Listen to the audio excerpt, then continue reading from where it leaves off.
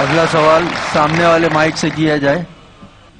نمسکار صاحب، جاکر صاحب، میں نے آپ کا پروگرام بہت بار ٹی وی پہ دیکھا تھا. میرا نام گووند تیواری ہے، میں کالج میں پروفیسر ہوں. میں جس ایریا میں رہتا ہوں اس ایریا کے آس پاس کئی مسلم آرگنائزیشن اپنے اسکول چلاتے ہیں، اور اس اسکول میں اسٹارٹنگ میں جب پریئر ہوتا ہے وہاں پر نہ ہی وندے ماترم گایا جاتا ہے. جب میں نے ان کے پرنسپل سے پوچھا کہ آپ ایسا کیوں کرتے ہو، آپ وندے ماترم کیوں نہیں گاتے ہو اسکول میں، تو کہتے ہیں وندے ماترم میں ہندو ہے، اور ان کی اسکول میں کئی اسکولوں میں ہندی بھاشا ہی نہیں ہے، ہندی ہی نہیں پڑھایا جاتا. اور ان کے دیش بھکتی کی کچھ بھی پڑھانے کے لیے وہ کتراتے ہیں. دیش بھکتی کے لیے آپ کے مذہب میں کس طرح سے ڈیفائن کیا گیا ہے، یہ ذرا مجھے بتائیں گے. بھائی صاحب نے ایک سوال پوچھا ہے کہ وہ کئی بار میرے پروگرام سنتے ہیں ٹیلی ویژن پہ، اور کہا ہے کہ ایک علاقہ ہے جہاں کئی مسلمان اسکول ہے لیکن وہاں وندے ماترم نہیں پڑھایا جاتا ہے، ہندی نہیں پڑھایا جاتا ہے. کیا صحیح ہے؟ اور آپ کے مذہب میں، اسلام میں دیش بھکتی کے بارے میں کیا کہا گیا ہے؟ پہلا سوال کہ مسلم اسکول میں وندے ماترم کیوں نہیں کہا جاتا. ہمیں یہ دیکھنا چاہیے کہ کوئی بھی گانا یا کوئی بھی چیز آپ کہتے ہیں اس کی معنی کیا ہے. آپ جب وندے ماترم پڑھتے ہیں اس کی معنی ہے کہ ہم سجدہ کرتے ہیں اس دیش جو ہماری ماتا ہے، ایسے کہا جاتا ہے، اور ہم اس کی پوجا کرتے ہیں. یہ ہمارے لیے شرک ہے، شرک ہے اسلام میں، اور غلط ہے ہندوازم میں بھی.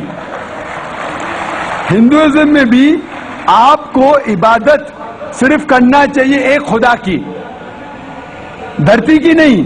تو ہندوازم میں بھی غلط ہے، کرسچینٹی میں بھی غلط ہے، اسلام میں ہی غلط ہے.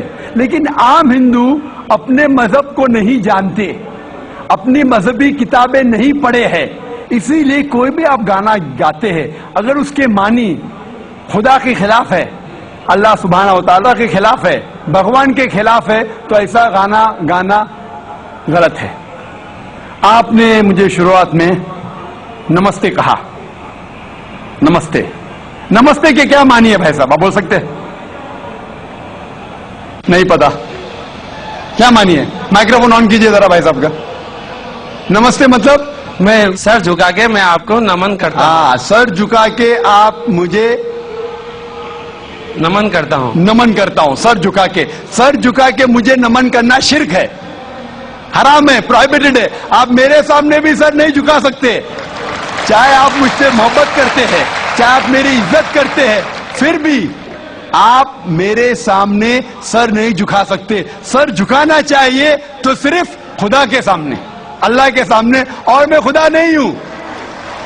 آپ جانتے ہیں، آپ میری عزت کر سکتے ہیں، میری بات جو میں کہتا ہوں اس کے اوپر عمل کر سکتے، لیکن آپ میرے سامنے سر نہیں جھکا سکتے.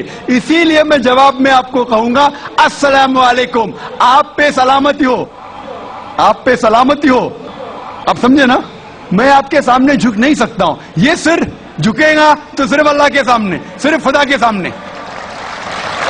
تو آپ نے بڑپن میں مجھے کہا، لیکن اگر غلط چیز کہا تو میں واپس سے جواب نہیں دے سکتا ہوں، کیونکہ میں جانتا ہوں جو لوگ نہیں جانتے وہ ایسے حرکت کر سکتے. مثال کے طور پہ 1 مہینہ پہلے میں جب بمبے ایئرپورٹ پہ تھا تو ایک عورت، ہندو خاتون، مجھے پوچھی کہ آپ ڈاکٹر ذاکر نائک ہے؟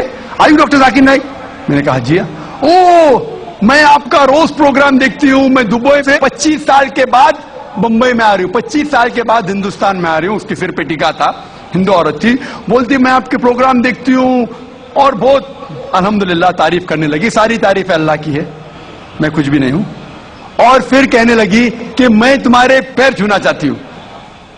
میں نے کہا کہ یہ غلط ہے، شرک ہے. تو بولے کیوں؟ وہی جواب میں نے دیا، آپ جو بھی کہو میں آپ کی بات مانوں گی. تو میں نے کہا آپ قرآن مجید پڑھیے، قرآن مجید پڑھیے اور اس کے اوپر عمل کیجیے. اور میں نے تقریر دی ہے similarities between Islam and Hinduism.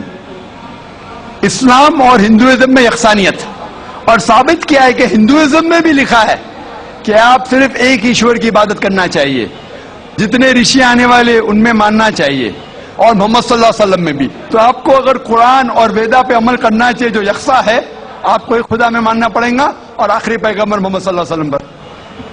آپ کا اور ایک سوال تھا کہ ہندی کیوں نہیں پڑھائی جاتی ہے، ہندی مسلم سکول میں کیوں نہیں پڑھائی جاتی ہے؟ کچھ سکول میں ہو سکتا ہے، لیکن میرے حساب سے اکثر سکول میں ہندوستان میں ہندی پڑھائی جاتی. جو سکول میں نے قائم کیا ہوں اسلامک انٹرنیشنل سکول، اس میں بھی ہندی پڑھائی جاتی ہے. نہ ہندی، مراٹھی بھی جو ہمارے اسٹیٹ لینگویج ہے ہم پڑھاتے ہیں، زور دیتے ہیں انگریزی اور عربی پر. نمبر 1 انگریزی عربی، پھر اردو، ہندی، مراٹھی، آگے چل کے سنسکرت بھی سکھائیں گے، سنسکرت بھی، تاکہ ہندوستانی لوگ جتنے مذاہب اس دیش میں ہیں اس کو سمجھے. میں گورنمنٹ سے کہتا ہوں کہ ہندوستان میں سنسکرت عام کرو. سنسکرت عام کریں گے تو لوگ ویدا پڑھیں گے، پڑھنے کے بعد حق کے طرف آئیں گے اور ہندو مسلم ایک ہو جائیں گے. ہندی تو چھوڑو، سنسکرت، کیونکہ وید سنسکرت میں، ہندی میں نہیں ہے. ہندو کی زبان ہے سنسکرت، اور میں نے تقریر کی ہے ہندوازم اور اسلام میں یکسانیت.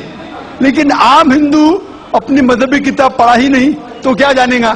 تو میں سنسکرت کوٹ کرتا ہوں، پھر ترجمہ کرتا ہوں اور کہتا ہوں کہ آپ کو اگر لگتا ہے کہ میں کچھ غلط کہہ رہا ہوں ریفرنسز دیتا ہوں. میں آپ کا آخری سوال تھا کہ اسلام میں دیش بھکتی کے بارے میں کیا کہا گیا ہے. اسلام میں کہا گیا ہے کہ سب سے پہلے جو ہمیں بات ماننا چاہیے وہ ہمارے خالق کی، بنانے والے کی، خدا کی، اللہ کی سب سے پہلے.